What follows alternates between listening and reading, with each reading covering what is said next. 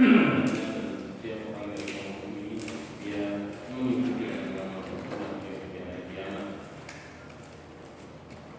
Bapak-bapak sekalian yang dimuliakan Allah Subhanahu wa taala, kita membahas ya seperti sebelumnya kalian yang tinggi praktis, segi ibadah kita sehari-hari, kita dan yang lain-lain. Dan sebagai tema pembuka di pengajian kita pada kesempatan ini, kita akan membahas tentang beberapa hal yang terkait dengan salah satu rukun sholat yang utama, yaitu membaca surah Al-Fatihah. Ya, membaca surah Al-Fatihah di dalam sholat sebagai rukun sholat. Baik.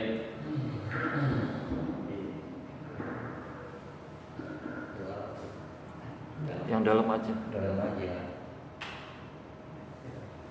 Ya, di dalam sholat. Ya, sebagai salah satu rukun sholat yang utama, ada beberapa hal yang terkait dengan membaca surah Al-Fatihah ini. Ya, yang pertama,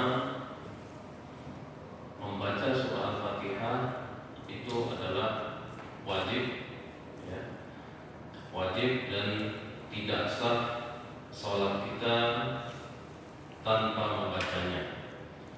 Ini didasarkan pada hadis Nabi SAW yang diriwayatkan oleh Al-Imam Al-Bukhari dan juga Al-Imam Muslim rahimahumullah subhanahu wa ta'ala, dari Ubadah bin Samit radhiyallahu ta'ala anhu, di mana Rasulullah SAW mengatakan, la salata liman lam yaqra bi Fatihatil Kitab. Tidak sah salatnya seorang yang tidak membaca Fatihatul Kitab, yaitu surah Al-Fatihah. Dan juga di dalam riwayat lain yang diriwayatkan oleh Imam Muslim dari Abu Hurairah, Rasulullah SAW mengatakan, man shalla wa lam yaqra bi Fatihatil Kitab fa hiya khidaj. Siapa saja yang sholat dan tidak membaca surah Al-Fatihah, maka sholatnya itu adalah khidaj, artinya tidak sah, tidak sempurna. Ya, dan itu diulangi beberapa kali oleh Rasul Shallallahu Alaihi Wasallam, khidaj. Jadi tidak sempurna, kurang sholatnya, tidak sebagaimana mestinya.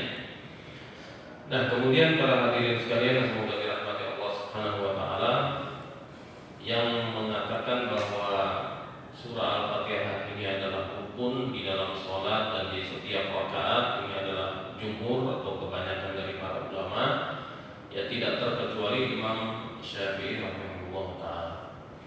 Nah, yang dimaksud juga di dalam mazhab Syafi'i, ya, bahwa yang wajib membaca surah Al-Fatihah di dalam sholatnya itu adalah yang pertama, orang yang sholat sendirian, kemudian yang kedua imam, dan juga makmum juga diwajibkan membaca surah Al-Fatihah. Jadi sekalipun imamnya membaca dengan jahar, ya, tapi kalau di dalam mazhab Syafi'i, berdasarkan keumuman dari hadis-hadis tadi, mereka mewajibkan juga untuk makmum membaca surah Al-Fatihah. Dan kapan membacanya untuk makmum ini? Yang membacanya saat imam sedang tidak membaca. Jadi seperti sholat subuh tadi, ya, boleh dibaca misalnya setelah imam selesai membaca surah Al-Fatihah. Dan boleh juga kalau kita mengikuti bacaan imam. Jadi imam baca satu ayat, kita baca satu ayat. Imam baca ayat berikutnya, kita ikuti lagi ayat yang baru dibaca oleh imam, kita baca setelah dia selesai.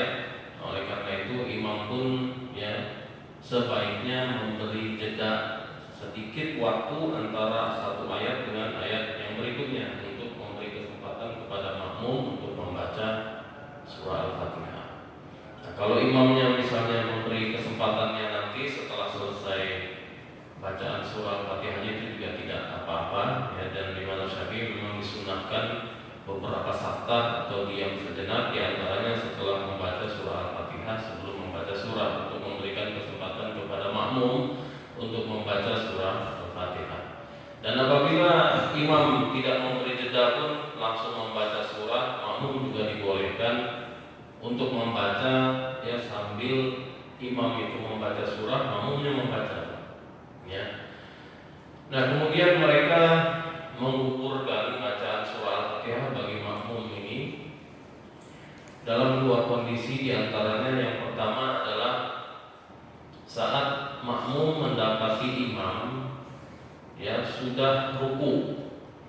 Jadi makmum itu ketika mendapati imam dalam posisi ruku, maka yang dilakukan adalah pertama-tama mengucap takbiratul ihram untuk mengikuti sholat imam. Nah, ini kadang-kadang ya kita melihat dalam praktiknya di masyarakat, jangankan anak-anak kecil atau anak remaja, kadang orang dewasa pun masih keliru. Jadi masuk melihat imam sedang ruku, dia langsung ruku tanpa memulai dengan takbiratul ihram, atau dia mengucap takbiratul ihram sambil mengangkat tangan tapi dalam keadaan bungkuk. Nah, sambil membungkuk untuk ruku. Nah, ini tidak benar, tidak disahkan oleh para ulama sholat yang seperti ini. Jadi kalau kita mendapati imam dalam posisi ruku, maka yang wajib untuk kita lakukan adalah melakukan takbiratul ihram, mengucap Allahu Akbar sambil mengangkat tangan. Takbiratul ihram ini rukun sholat dan mengangkat tangan ini sunnah ya. Dan sambil berdiri tegak, posisinya harus berdiri tegak. Ini didasarkan pada sebuah hadis dari Nabi SAW, di mana beliau mengajarkan seorang yang buruk sholatnya ya, kata beliau, idza qumta ila sholati fakabbir. Kalau kamu memulai sholat, pertama apa? Idza qumta ila sholat, kamu berdiri untuk sholat, maka takbirlah. Jadi maksudnya melakukan takbiratul ihram itu dalam keadaan berdiri tegak, tidak membungkuk sama sekali. Ini pertama dilakukan. Kemudian setelah itu langsung ruku ya.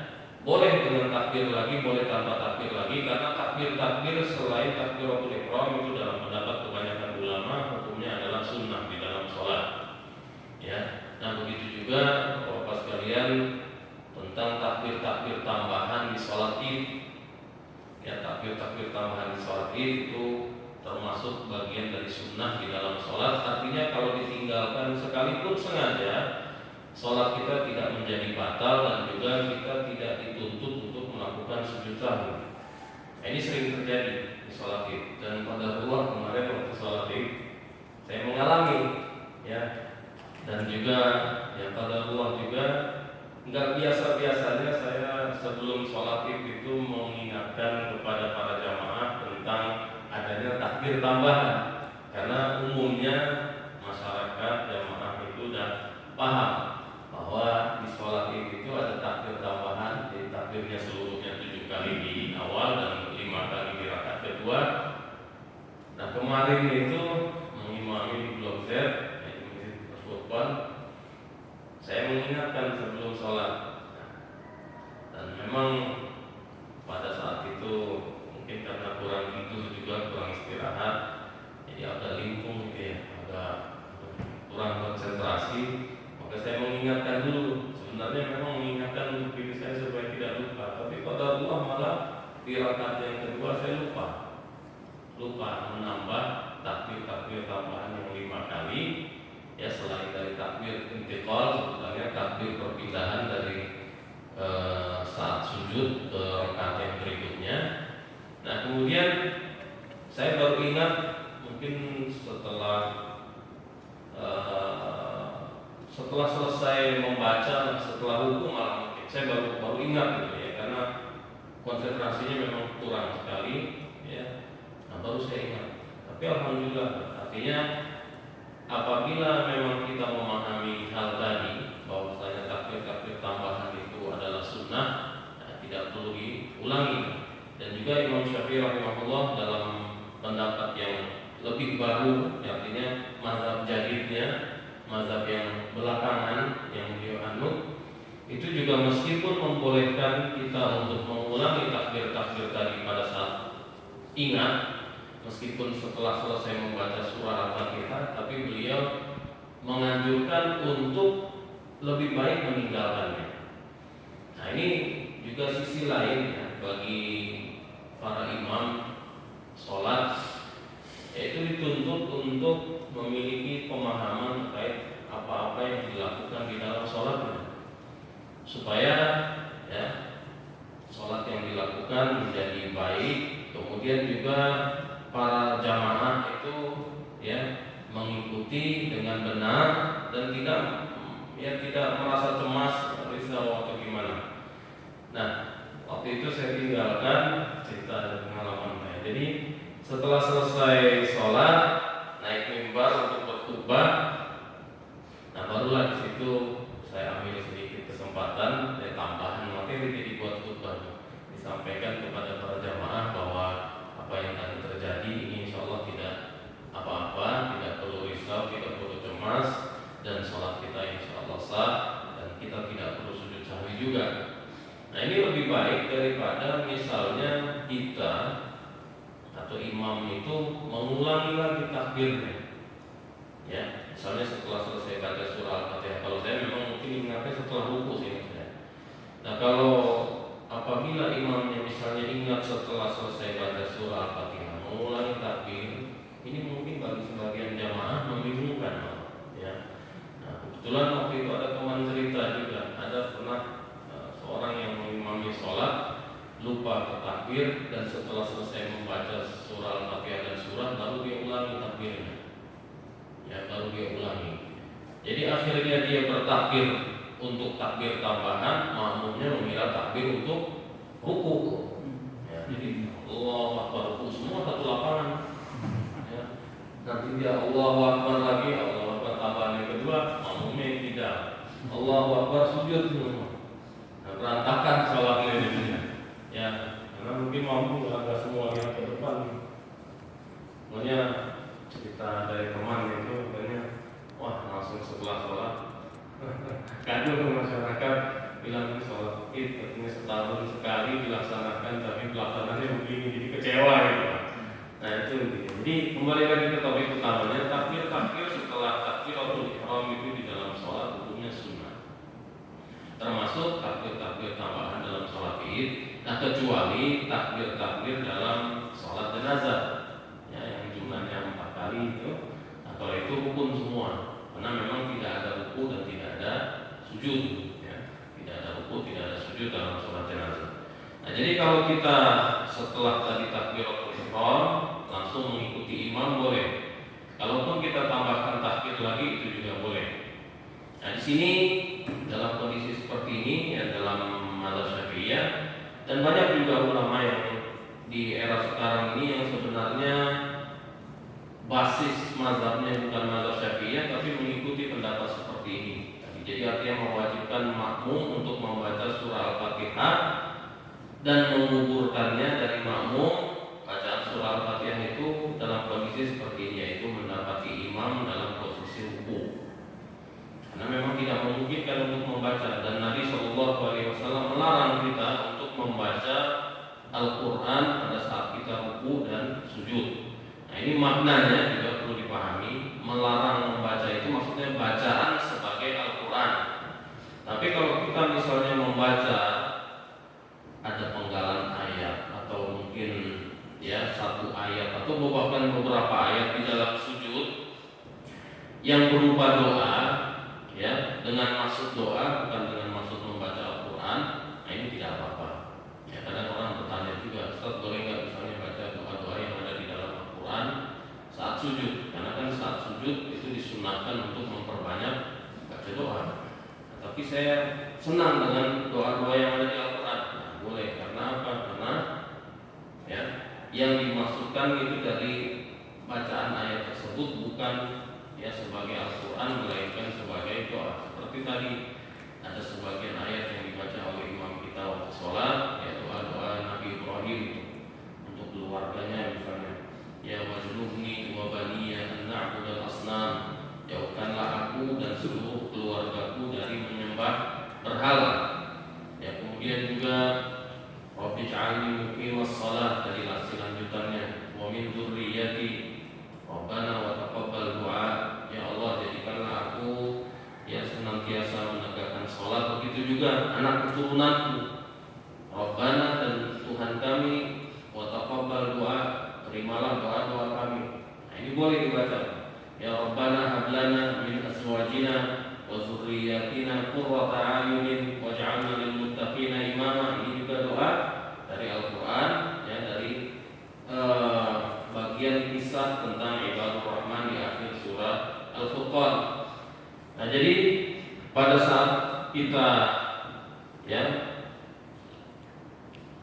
mendapati imam dalam posisi ruku, takbiratul ihram itu sudah cukup. Kemudian setelahnya kita mengikuti imam ruku, dan saat itu ya gugur kewajiban membaca surah Al-Fatihah dari kita sebagai makmum, karena memang tidak memungkinkan. Ya, dan ini juga dalilnya adalah sebagaimana yang pernah dialami oleh seorang sahabat Nabi Shallallahu Alaihi Wasallam, sebagaimana hadisnya diriwayatkan oleh Imam Al-Bukhari dari seorang sahabat yang namanya Abu Bakrah. Abu Bakrah ini bukan Abu Bakar. Nah, Abu Bakrah ini ikut sholat bersama Nabi Shallallahu Alaihi Wasallam. Kemudian saat beliau masuk ke masjid, beliau dapati jamaah sedang ruku, imam dan jamaahnya seluruhnya sedang ruku. Maka kemudian beliau ruku di belakang saf. Jadi masuk, dapat sedang ruku, takbir, sambil ruku, kemudian beliau maju ke depan. Sambil ruku nih, dalam keadaan ruku, maju untuk merapat ke saf. Jadi rukunya di belakang saf. Ya, takbir, kemudian ruku, kemudian maju ke depan. Nah, setelah selesai sholat, Rasulullah Shallallahu Alaihi Wasallam bertanya, siapa tadi yang melakukan itu? Beliau tahu. Ya. Kemudian sahabat ini Abu Bakrah bilang, saya ya Rasulullah. Nah, kata Rasulullah Alaihi Wasallam kepadanya, zadakallahu hirsan, ya semoga Allah menambahkan untukmu ya semangatmu, jadi menambah semangat, menambah supaya kamu itu bisa lebih cepat hadir ke sholat berjamaah, ya supaya ikut imam dari awal. Tapi kata beliau wala ta'ud, tapi jangan ulangi lagi yang seperti itu. Ya jadi artinya ya ikuti saja imam dari kapanpun kamu dapati, nggak usah tergesa-gesa dan nggak perlu ruku kemudian dari belakang itu sampai ruku maju ke depan gitu Pak. Ya itu ada juga teman saya pernah cerita pernah mengalami melakukan yang seperti itu waktu sholat di Masjidil Haram katanya. Dan waktu itu dia sedang membersamai seorang alim di sana di kota Mekah. Dapat jamaah sedang ruku, ini karena bukan musim haji, jadi jumlah jamaahnya tidak terlalu banyak. Jadi sedang ruku, kemudian dia maju ke depan. Selesai sholat, ya ditegur juga oleh sang alim yang mereka sedang membersamai. Ya jangan begitu, nanti kamu nabrak tiang lagi waktu sambil ruku maju gitu Pak. Ya kan nggak lihat ke depan. Ya, nah kurang lebih seperti itu. Jadi cukup kita masuk ke saf, takbiratul ihram. Kalau memang ternyata tidak mendapat ruku bersama imam, ya berarti kita tidak mendapat rakaat.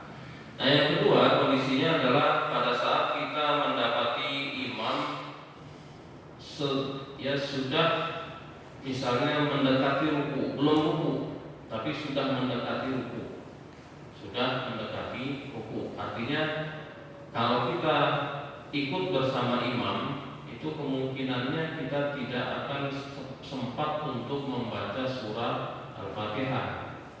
Nah ini juga kondisi pengecualian tadi, di mana makmum diberikan keringanan untuk tidak membaca surah Al-Fatihah, artinya digugurkan darinya kewajiban sering juga kita dapat imamnya mungkin sudah baca ya bagian akhir dari bacaannya, ayat-ayat yang setelah itu dia langsung ruku. Nah, ini kita juga tidak sempat kalau membaca surah Al-Fatihah karena akan ketinggalan banyak oleh imam, ya ketinggalan banyak gerakan. Nah, daripada kita tertinggal gerakan oleh imam, maka ya, kita cukup takbir kemudian sudah tidak membaca dan ikut ruku bersama imam. Nah, kemudian para hadirin sekalian, semoga dirahmati dan dimuliakan Allah Subhanahu wa taala, yang juga penting dan masih terkait dengan rukun membaca surah Al-Fatihah di dalam sholat, itu adalah tentang ya kadar yang diwajibkan dalam membaca surah Al-Fatihah. Ya, maksudnya bagaimana membaca itu. Jadi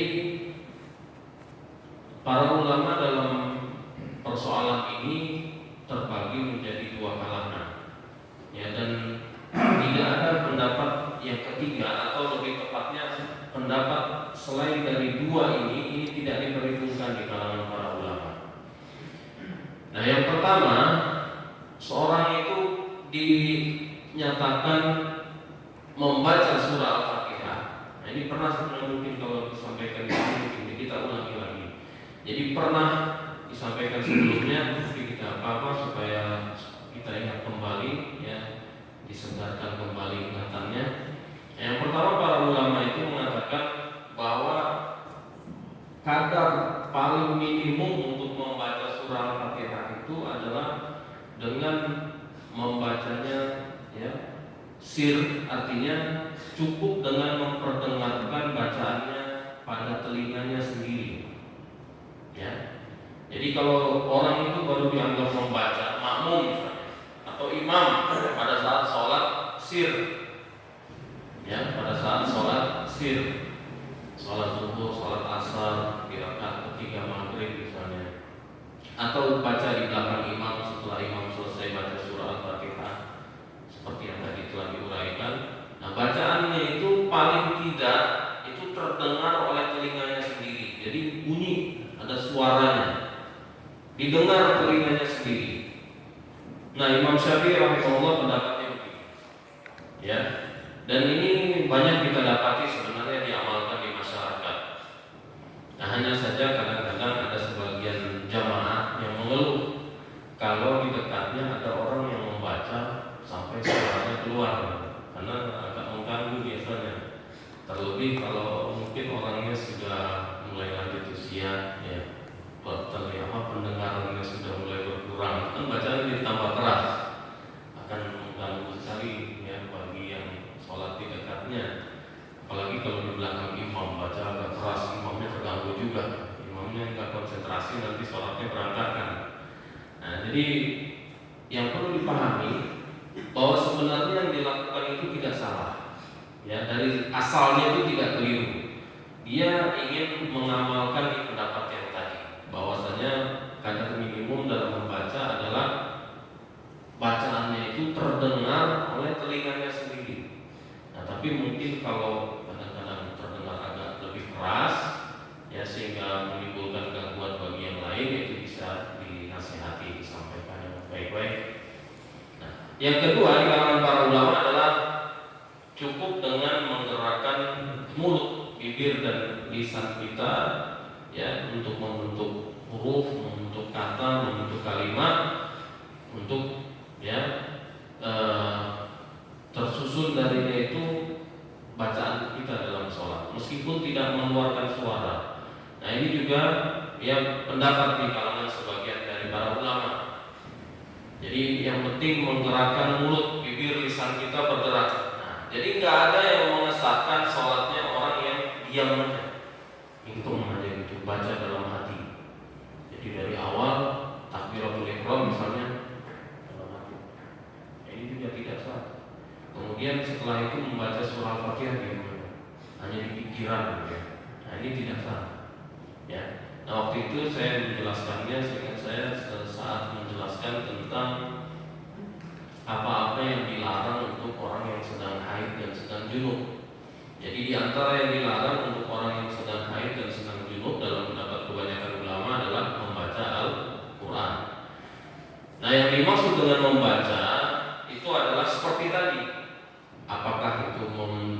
membunyikan suara bacaan atau menggerakkan bibir dan lisan.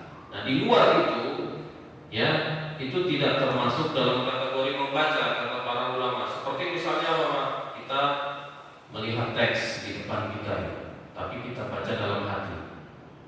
Ya, misalnya kita memperhatikan mushaf Al-Quran, baik itu di media cetak ataupun media elektronik seperti ini, kita perhatikan tapi tidak menggerakkan bibir kita, itu boleh, tidak masuk ke dalam larangan. Begitu juga kalau kita menghadirkan hafalan kita, mengulangnya, ya sebutannya kalau dalam bahasa fikihnya itu ijra'ul Qur'an al qalb. Jadi melewatkan Al-Quran itu ke pikiran dan hati kita. Nah, itu juga tidak masuk ke dalam larangan. Nah, berarti kalau di dalam sholat itu tidak berlaku, ya, itu tidak berlaku karena yang dituntut di dalam sholat itu adalah membaca. Ya, dan di dalam Al-Quran di surah Al-Qiyamah Allah berfirman, ya, la tuharrik bihi lisanaka lita'jala bihi. Jangan kamu menggerakkan lisanmu untuk tergesa-gesa dalam membaca Al-Quran. Nah, jadi yang dimaksud membaca itu paling tidak itu dengan menggerakkan lisan, ya, menggerakkan lisan. Nah, ini juga penting diketahui. Nah, kadang-kadang ini juga kita dapati Pak di masyarakat, ya. Jadi jangankan yang masih remaja, orang dewasa pun suka kelihatan begitu. Apalagi kalau kita suka jadi imam kan, selesai sholat itu habis salam balik ke belakang menghadap ke makmum, biasanya kan kelihatan tuh makmum yang masbuk bangun lagi tambah beberapa rakaat, itu kelihatan ada yang diam nggak baca apa, itu nggak dianggap membaca, itu sholatnya berarti tidak sah gitu. Perlu makanya disampaikan kepada masyarakat, ya, sebagai edukasi buat mereka semoga ya sholat kita sah. Ini usaha juga untuk supaya ibadah kita menjadi sah. Jadi perlu disampaikan, perlu juga diajarkan untuk keluarga di rumah. Nah, kalau saya juga sering mengingatkan anak-anak, biasanya anak sholat di rumah itu nggak boleh. Istri saya juga selalu mengingatkan kalau di rumah anak-anak sholat itu diam. Tapi alhamdulillah kalau sekarang ya sudah terbiasa. Nah, kemudian juga para hadirin sekalian semoga dirahmati dari Allah Subhanahu wa taala, yang terkait juga dengan masalah bacaan surah Al-Fatihah di dalam sholat kita dan juga di luar sholat sekalipun, ya. Dan ini mungkin juga semoga bermanfaat informasinya, adalah tentang bacaan dari basmalah atau Bismillahirrahmanirrahim. Apakah dia ini termasuk dari surah Al-Fatihah atau tidak? Ya. Nah, dalam hal ini yang perlu kita ketahui pertama-tama bahwasanya surah Al-Fatihah itu jumlah ayatnya adalah 7 ayat. Ya, 7 ayat. Dengan kesepakatan para ulama, ya, dan didasarkan pada firman Allah Subhanahu wa taala dalam surah Al-Hijr di bagian akhir di ayat 87 seingat saya. Ya, Allah Subhanahu wa taala berfirman, "Wa laqad atainaka sab'an minal mathani wal Qur'anal 'azim." Dan sungguh telah kami berikan kepadamu wahai Muhammad sab'an, 7. 7 apa maksudnya? 7 ayat. Ya. Minal mathani, yang dibaca berulang-ulang. Nah, dalam hadis Nabi SAW menafsirkan ayat ini itu surah Al-Fatihah maksudnya, karena dia dibaca di dalam sholat kita berulang kali, berulang-ulang, setiap kali sholat dibaca lagi, setiap kali sholat dibaca. Kemudian Al-Quran Al-Azim, dan juga seluruh Al-Quran. Jadi dalam ayat ini Allah Subhanahu wa taala menyebut surah Al-Fatihah dulu secara khusus sebagai 7 ayat yang dibaca berulang-ulang, kemudian seluruh isi Al-Quran. Nah, ini menunjukkan keutamaan surah Al-Quran dari surah-surah lainnya.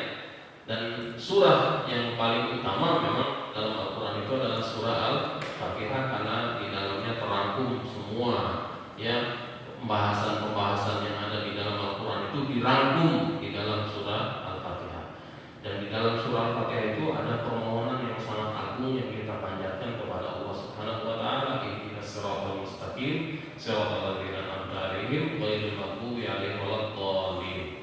Ya, ini permintaan yang sangat agung, minta diberi hidayah, diberi petunjuk pada jalan yang lurus, jalannya orang-orang yang telah Allah beri nikmat, yaitu jalannya orang-orang yang menggabungkan antara ilmu dengan amal. Jadi orang-orang yang Allah beri nikmat itu juga biasa ditafsirkan jalannya orang-orang beriman. Siratal mustaqim itu juga suka ditafsirkan jalannya para sahabat, Abu Bakar, Umar dan lain-lain. Itu juga sering ditafsirkan ya di dalam tafsir itu sebagai Al-Quran. Mengikuti siratal mustaqim itu berarti mengikuti dan berpedoman kepada Al-Quran. Nah, kemudian bukan jalannya orang-orang yang siratal ladzina an'amta 'alaihim ghairil maghdubi 'alaihim, bukan jalannya orang-orang yang Allah murkai, yaitu orang-orang yang biasa ditafsirkan orang-orang Yahudi, orang-orang yang mengetahui tapi tidak mengamalkan. Jadi hanya punya ilmu tapi tidak diserasikan dengan amal. Nah, kemudian waladdallin bukan jalannya orang-orang yang tersesat, biasanya ditafsirkan sebagai orang-orang Nasrani. Nah, itu maksudnya adalah orang-orang yang beribadah tanpa ilmu. Jadi hanya beramal tapi amalnya tidak dibasiskan di atas fondasi ilmu yang kuat. Nah, kita memohon dari Allah Subhanahu wa taala jalan yang lurus, jalan yang menggabungkan antara ilmu dengan amal. Ilmu yang sesuai petunjuk dan amalan yang berdasarkan padanya. Nah, jadi dalam surah Al-Fatihah ini ada hal-hal yang kita mintakan dari Allah Subhanahu wa taala, dan seluruh isi Al-Qur'an itu dirangkum dengan ringkas di dalam surah ini. Maka dia menjadi surah paling utama di dalam Al-Qur'an. Nah, adapun ayat, kalau ayat yang paling utama dalam kitab suci Al-Qur'an itu adalah ayatul kursi. Ya, ayat kursi, ayat dalam surah Al-Baqarah